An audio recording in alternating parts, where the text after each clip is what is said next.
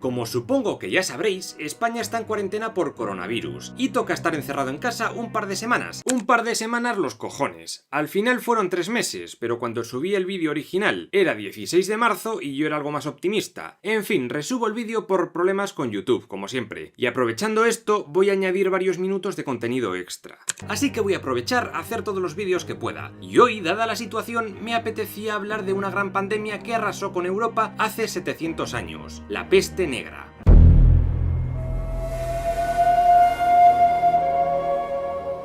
El origen de esta enfermedad lo encontramos en una bacteria llamada Yersinia pestis, que causa la peste bubónica, la peste pulmonar y la peste septicémica. Es el segundo agente infeccioso con más muertes humanas a sus espaldas, solo por detrás de la malaria. La peste es una enfermedad propia de los roedores, sobre todo de las ratas. Muchas mueren, pero las supervivientes se convierten en un peligro. Pulgas y piojos que picaron a estas ratas infectadas acabaron transmitiendo la enfermedad a otros roedores y también al ser humano. Todo apunta a que el origen de la peste negra tuvo lugar en algún lugar de China. En aquel tiempo los mongoles dominaban el país y habían establecido la dinastía Yuan. En el año 1300 hubo una pequeña edad de hielo que pudo hacer que muchos roedores abandonaran sus pastizales secos para aventurarse a zonas pobladas, y en esos lugares la enfermedad pasó a los humanos por las picaduras de las pulgas. Según algunas fuentes, se dice que hubo una peste jodida en China a partir del año 1331, que mató a unos 25 millones de personas. Después la enfermedad pasó a Asia Central, donde los nómadas de la estepa tenían por costumbre cazar marmotas y otros roedores que también portaban la enfermedad. Se comían a estos animales y usaban sus pieles como abrigos, y claro, las pulgas se daban unos festines de la hostia, y muchos más humanos contrajeron la peste.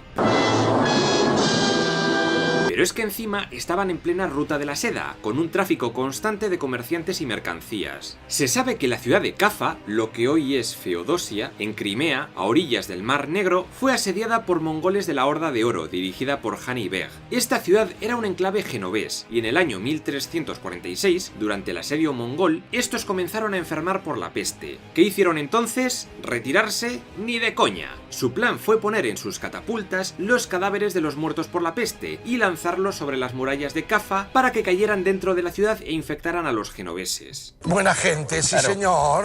Muchos genoveses se largaron de allí en barcos, pero algunos ya llevaban la enfermedad dentro de ellos. Aquellos barcos pasaron por Constantinopla, Alejandría y finalmente acabaron en Italia, convirtiéndose en el primer gran foco de Europa occidental. En serio, parece que China e Italia siempre son los que se comen todos los marrones de enfermedades chungas. Como digo, el primer foco estuvo en la ciudad de Mesina, en la isla de Sicilia, que en aquella época estaba bajo control de la corona de Aragón. El resto de Italia estaba conformado por el reino napolitano, los estados pontificios, y todo el norte era parte del Sacro Imperio Romano Germánico. Luego, por supuesto, había repúblicas independientes como Venecia y semi-independientes como Pisa, Florencia y Génova. Aquellos marineros genoveses obviamente trataron de volver a su casa, Génova, pero cuando fueron a atracar en su puerto, los rumores ya se habían extendido y les recibieron lanzándoles flechas de fuego. ¡Lárgate! Entonces los barcos infectados atracaron en puertos del sur de Francia y de Cataluña, propagando aún más la enfermedad. Justo ese año, 1347, el rey Luis I de Hungría declaró la guerra al reino de Nápoles, gobernado por Juana I de Anjou. La reina estaba casada con el hermano del rey húngaro, Andrés, quien fue asesinado no se sabe si por orden de la reina o qué, pero bueno, la campaña de Luis I fue un fracaso y sus tropas se tuvieron que volver a Hungría, aunque muchos de ellos contagiados por la peste. ¡Ay, ay, ay! Para 1348, la peste negra ya se había extendido por toda Italia, gran parte del reino de Francia, la corona de Aragón y los Balcanes, Grecia incluida. Al año siguiente afectó a Castilla, al norte de Francia, Alemania, Inglaterra y Europa del Este, aunque el este alemán, Bohemia y gran parte de Polonia se libraron de la infección y apenas tuvieron focos. Y lo mismo con Escandinavia, donde parece que el clima no fue lo suficientemente propicio para muchas pulgas con ganas de contagiar a la gente. ¡Mucho frío!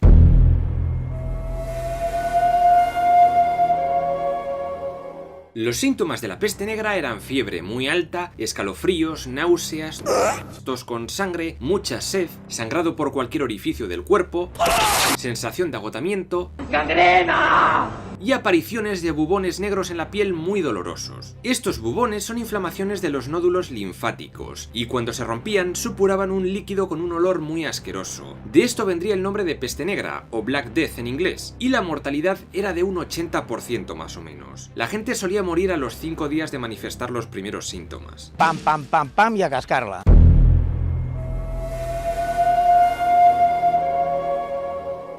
Para empezar, la peste negra era un tipo de peste con un periodo de incubación elevado, que podía llegar a los 12 días, aunque en aquella época parece que fue más elevado, o al menos eso dedujeron los médicos. Es decir, que una persona podía contagiarse y no dar señales de estar pachucho en un par de semanas. Y claro, en todo ese tiempo podría estar contagiando a miles de personas allá por donde iba. En la Edad Media no había test ni mierdas. Luego también tenemos problemas en el contexto sociopolítico. Las diferentes naciones europeas estaban en el inicio de la Guerra de los 100 años, un devastador conflicto entre Francia e Inglaterra que expliqué en detalle en este vídeo de aquí. Asia y Oriente Medio estaban igual o peor, ya que los mongoles llegaron y arrasaron con todo, incluyendo la ciudad de Bagdad, la urbe más moderna del lugar. Todo se dividió en pequeños estados poco importantes que se peleaban entre ellos. En este otro vídeo os lo cuento. También se juntaron otras movidas, y es que como dije, hacia el año 1300 comenzó una pequeña edad de hielo. Esto fue una auténtica putada porque produjo una disminución de las cosechas en todo el continente, y eso generó hambrunas y malnutrición. Y malnutrido y con hambre no se puede vencer a ningún virus, porque el sistema inmunitario está en la mierda. Si la peste hubiera llegado 50 años antes, habría sido jodida, igual que otras pestes que ha habido a lo largo de la historia, pero desde luego no tan mortífera ni tan destructiva. De hecho, Europa llevaba libre de pestes como 600 años. La última fue la peste de Justiniano del año 542, que afectó especialmente al Imperio Bizantino hasta el año 750. Se especula con que su origen pudo haber estado en algún lugar al este de África, pero no se sabe bien.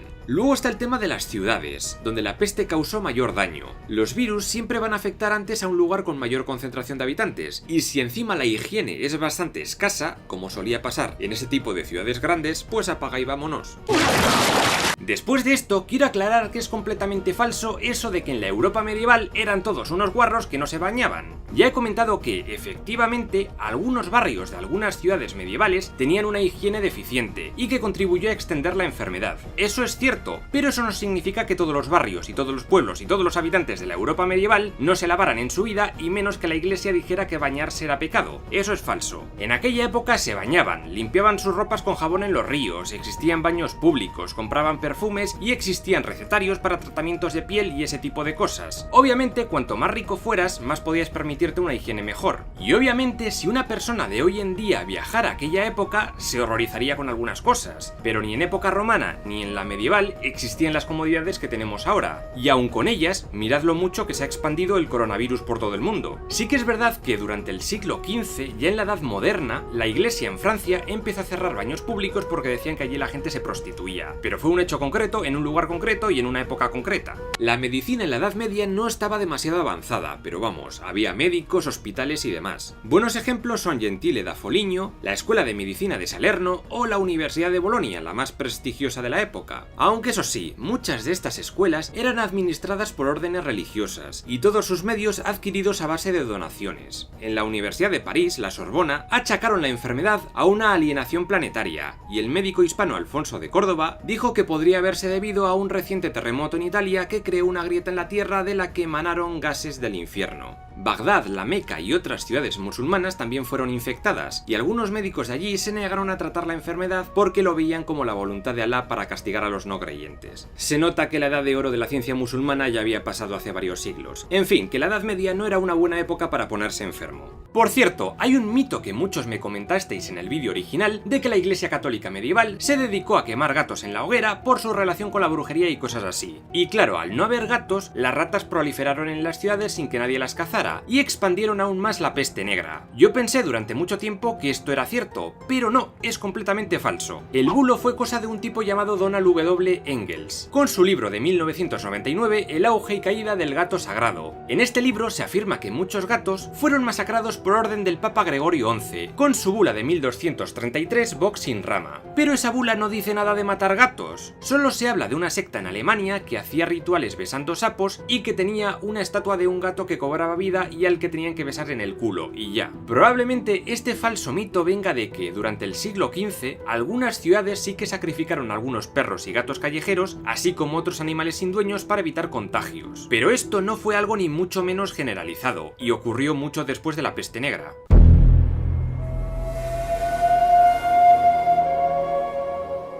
La peste negra pudo ser frenada cuando todos los cristianos se dieron la mano y rezaron juntos al unísono. Nah, es broma. Esas manos estarían sucias y se contagiarían aún más. Pedir clemencia a Dios no servía de nada, eso era evidente. Para muchos, el apocalipsis había llegado y no había dónde esconderse. Había que pensar otra cosa. Se probaron muchas medicinas tradicionales, pero nada parecía funcionar. Médicos de diferentes ciudades europeas llegaron a la conclusión de que una persona infectada podía tardar como máximo 39 días sin manifestar los primeros síntomas. Claro, no puedes dejar a la gente aparentemente sana por ahí, porque quizás tengan el virus y no se sepa hasta un mes después. Por ello, las autoridades de muchas ciudades, como Venecia, crearon una medida nueva para la gente que venía en barco de otros lugares del mundo. A partir de ahora estarían un mínimo de 40 días esperando para poder desembarcar, y a eso se le llamó cuarentena.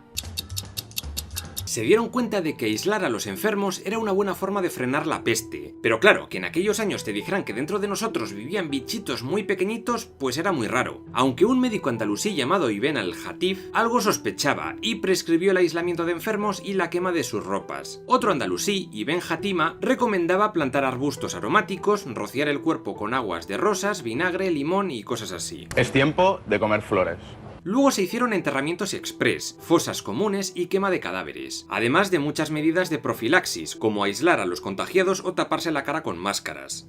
¡Hola! Son famosas las de forma de pico, que dentro tenían plantas y cosas aromáticas para defenderse del aire podrido, aunque eso sí, se inventaron en 1630. Concretamente, este diseño tan particular se atribuye al médico francés Charles Delorme, quien las diseñó por 1620. Así que si estáis escribiendo una novela sobre este periodo y aparecen estos doctores de la peste con este atuendo, me temo que sería un error histórico. Sí que había doctores de la peste durante el brote del que estoy hablando, pero vestían diferente. Eran funcionarios públicos pagados por la propia ciudad para ayudar a los enfermos y contener el brote. Tenían incluso permiso para hacer autopsias a los fallecidos, que ese es otro mito muy extendido, lo de que era pecado abrir cadáveres. Y finalmente también se adoptaron muchas medidas de higiene, como construir sistemas de alcantarillas en las ciudades, no tirar mierda a los ríos, mover oficios insalubres a las afueras, etc.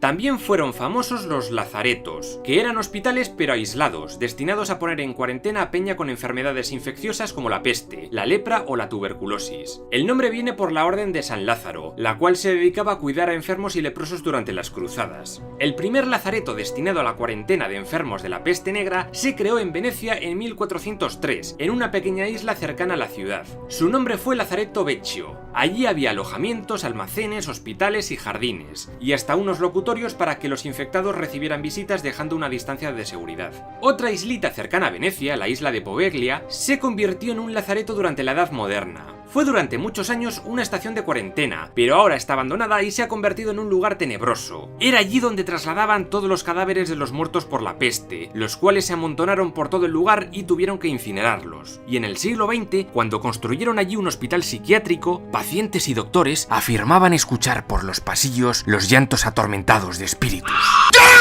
También Milán y otras ciudades que estaban completamente amuralladas se cerraron a cal y canto, y si llegaban mercancías, los mercaderes las tenían que dejar en las puertas. Y luego a las familias infectadas se las confinaba en sus casas y se entablillaban puertas y ventanas para que no pudieran salir hasta que se hubieran curado o la hubiesen palmado. El Papa Clemente VI tenía un médico personal que se hizo muy famoso, Guy de Chauliac. Este francés es famoso por su influyente tratado sobre cirugía médica, en el que hablaba de técnicas como la intubación, la traqueotomía y la sutura, y escribió sobre tratamientos para hernias y cataratas. También se le conoce por la labor de documentación que hizo sobre la peste negra en Aviñón. Finalmente la peste se cebó con los más débiles, dejando tranquilos a los inmunes, quienes pasaron esa inmunidad a su descendencia. Vamos, lo que se llama selección natural.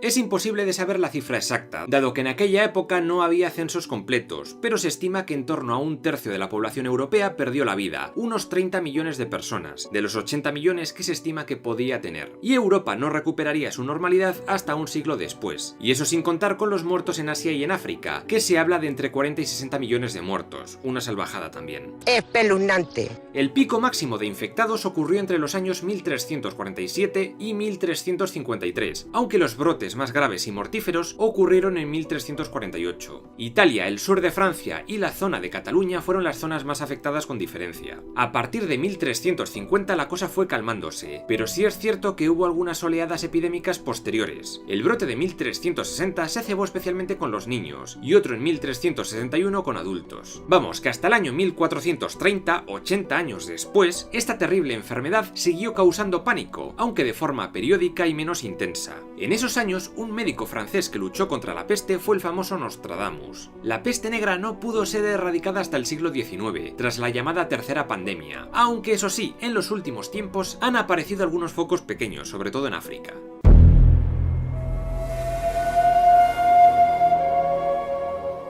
Para empezar, tantos millones de muertos pasa factura. Muchas ciudades y pueblos quedaron despoblados, con campos de cultivo abandonados por completo. También hubo gente que se pensaba que el fin del mundo había llegado y huyó lo más lejos que pudo, especialmente a zonas rurales. ¿Dónde vas? Que claro, si estás sano eso está muy bien porque puedes salvarte, ya que no estás en el foco, pero si estás enfermo contagias al resto, contribuyendo a expandir aún más la enfermedad. Luego los supervivientes empezaron a sentir una angustia existencial de la hostia. Claro, ¿cómo te tomas ahora la vida después de algo así? Hubo dos actitudes. Unos decidieron vivir la vida a tope y aferrarse a los placeres mundanos. Esta es una fiesta, que hemos venido a pasarlo bien. Otros decidieron retirarse del mundo para ganarse la vida eterna, como los flagelantes, que se daban latigazos en señal de penitencia para expiar sus pecados. Y también surgió el culto a San Roque, un peregrino de Montpellier que dedicó parte de su vida a atender a enfermos de la peste. Y como no, en muchos reinos los judíos fueron culpados de causar la epidemia. Les acusaron de envenenar pozos de agua y de haber corrompido el aire. Con esto comenzaron los llamados pogromos judíos, es decir, linchamientos multitudinarios, expolio de sus bienes y finalmente se les expulsó de muchas ciudades. Por ejemplo, los judíos alemanes acabaron huyendo a Polonia. En la corona de Castilla se les respetó, pero siglo y medio después, en 1492, acabaron también expulsándoles. Sobre el tema de los judíos se ha dicho mucho que fue la Iglesia Católica la que propició estas persecuciones. La verdad es que esto es falso, puesto que el Papa Clemente VI trató de proteger a las comunidades judías con dos bulas papales en 1348. En ellas se decía que decir que la culpa de la peste era de los judíos era cosa del diablo, e instaba al clero europeo a protegerles. Sin embargo, el emperador Carlos IV del Sacro Imperio hizo la vista gorda ante los abusos hacia judíos, y es que le interesaba bastante quedarse con sus propiedades y repartirlas entre sus nobles fieles. Un rey cristiano que ayudó a los judíos fue Casimiro III de Polonia, quien permitió asentamientos de esta gente en Cracovia, la capital, donde crearon comunidades que fueron prosperando con el tiempo. Curiosamente, el reino de Polonia fue uno de los menos afectados por la peste negra, y no se sabe bien por qué. Unos dicen que fue cosa del frío, otros que fue una mejor higiene, y otros que simplemente no se contaron a los muertos. Lo único más o menos positivo que tuvo esta peste negra fue que erosionó por completo todos los cimientos del sistema feudal de la Edad Media, y es que esta enfermedad afectó tanto a las clases bajas como a la nobleza y la realeza, como fue la muerte del rey de Castilla Alfonso XI durante el cerco a Gibraltar en el año 1350. Muchas granjas y haciendas rurales quedaron abandonadas, la escasez de mano de obra y la bestial subida de precios provocaron cientos de revueltas sociales que obligaron a muchos monarcas a tomar medidas para frenar la inflación. Los señores feudales, asociados al mundo agrario, cayeron en desgracia al no poder cobrar las rentas de sus vasallos, y los reyes comenzaron a volver a tener el poder absoluto. Con la lenta recuperación a principios del siglo XV, vemos una transición a una nueva concepción del mundo, el mundo moderno. Una época donde se deja a Dios algo más de lado para cambiarlo por un humanismo que pone al hombre en el centro de todo, algo que desembocaría en el Renacimiento. Una época de grandes descubrimientos geográficos y científicos. Una época que quería evitar a toda costa una nueva peste negra. Suscríbete a este canal si quieres saber qué ocurrió en el pasado para que el presente esté tan jodido. Al menos para algunos, otros están de puta madre. Recuerda que ya están a la venta mis dos libros, Imperios y Espadazos y Agujeros de Guión. Os dejo enlaces en el comentario fijado. Y nada más, hasta el próximo vídeo.